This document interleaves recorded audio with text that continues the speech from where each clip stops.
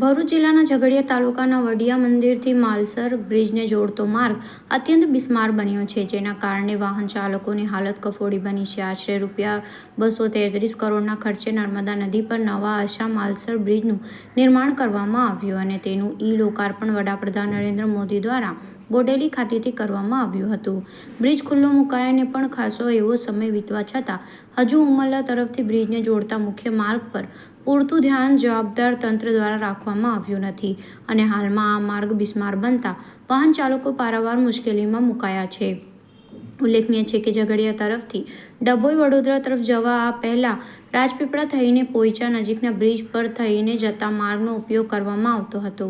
રાજપારડીથી વાયા રાજપીપળા થઈને ડભોઈ જવા માટે જે અંતર વાહન ચાલકોએ કાપવું પડે તેમાં આસા માલસરાના નવા બ્રિજ પર થઈને જતા 15 કિલોમીટર જેટલું અંતર ઓછું થાય છે.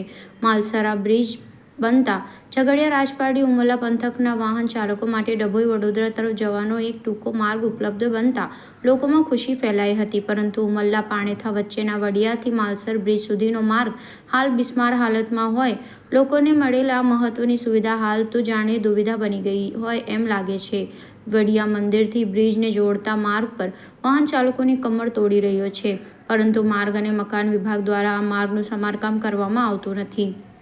આ વિસ્તારના ધારાસભ્ય અને સંસદ સભ્ય પણ આ બાબતે કંઈ બોલવા તૈયાર નથી, જેથી વાહન ચાલકો મુશ્કેલીમાં મુકાયા છે. આ માર્ગ પર પડેલ ખાડાઓ અવરજવર કરતા વાહન ચાલકોની કમર તોડી રહ્યા છે અને મુશ્કેલરૂપ બની રહ્યા છે. ઉપરાંત ખરાબ રસ્તાને કારણે નાના મોટા અકસ્માતો થવાની દહેશત પણ રહેલી છે. વળી બિસ્માર માર્ગને લઈને પસાર થતા વાહનોના કારણે ધૂળની ડમરીઓ ઉડતા માર્ગની આજુબાજુમાં આવેલા અસંખ્ય ખેતરોના પાકને પણ નુકસાન થઈ રહ્યું છે.